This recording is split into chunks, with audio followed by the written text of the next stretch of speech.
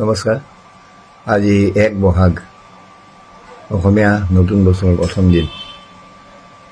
মই জেপিত আছে কিন্তু অসমীয়া ৰাইজক অসমবাসী ৰাইজ নকৈ পেলাই মই অসমীয়া ৰাইজ কওঁ। অসমবাসী হ'লে অসমত থকা অসমীয়াখিনিয়ে হয়। গতিকে পৃথিৱীৰ য'তেই অসমীয়া মানুহ আছে তেওঁলোকক মই বিহু ওলগ জনাইছোঁ। এই বছৰটো যেন 26 চনটো যেন ধুনীয়াকৈ যায়। 26 চনটো ইংৰাজী বছৰ, অসমীয়া বছৰ আজিৰ পৰা অহা 1 বহাগলৈ ভালকৈ থাকক, অসমীয়াক মৰম কৰক। অসমীয়া জাতিটো যিটো অৱস্থা হৈছে সেইটো ছিষ্টেমেটিক কৰিবলৈ মই অনুৰোধ কৰিলোঁ। আৰু বিশেষকৈ মই যিহেতু সংগীতৰ মানুহ, অসমীয়া সংগীতক আকৌ আগৰ জেগালৈ লৈ যাওক। এটা যুগত গান গৈ থাকে আগলৈ, কিন্তু এটা বস্তু থাকিব লাগে, যিটো অৰিজিনেলিটি, যিটো অসমীয়া মানুহৰ গান, অসমীয়া গান, সেইটো জীয়াই ৰাখিবৰ কাৰণে চেষ্টা কৰক। নতুন অলপ আগবাঢ়িব লাগিব, কিন্তু নতুনটো পুৰণা বস্তুটো সদায় নতুনেই থাকে যদি তাক ভালকৈ ৰাখিব জানে।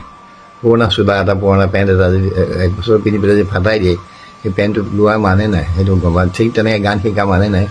অসমীয়া গানক অসমীয়া গান কৰি ৰাখক, আৰু অসমীয়া কথা লিৰিক্সবিলাক অসমীয়া কৰি ৰাখক, আৰু সুৰবিলাক অসমীয়া সুৰ। মাটিৰ গুণ বুলি কোৱা নাই মই, মাটিৰ গুণ বুলি অসমীয়া সুৰ এটা আছে, ক্লাছ এটা আছে। ভূপেন্দ্ৰৰ গান যেনেকৈ, জুবিনৰ কিছুমান গান যেনেকৈ, জয়ন্ত হাজৰিকাৰ গান যেনেকৈ, খগেন মহন্তৰ গান যেনেকৈ, তেনেকৈ জীয়াই ৰাখক আৰু অসমীয়া হ'বলৈ চেষ্টা কৰক।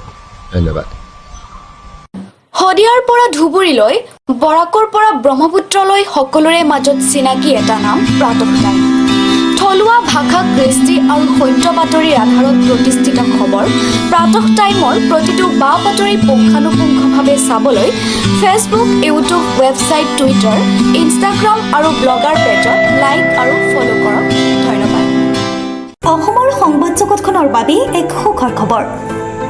আপোচবিহীন ৰাইজৰ কণ্ঠ সাপ্তাহিক কবচ পুনৰ এবাৰ অসমৰ ৰাইজৰ মাজলৈ।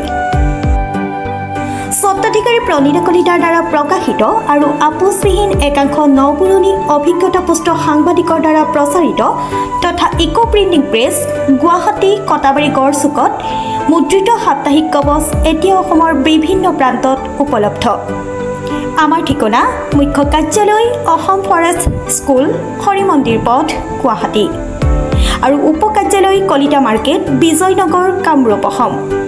মোবাইল নম্বৰ হৈছে 9435114666 70024722813।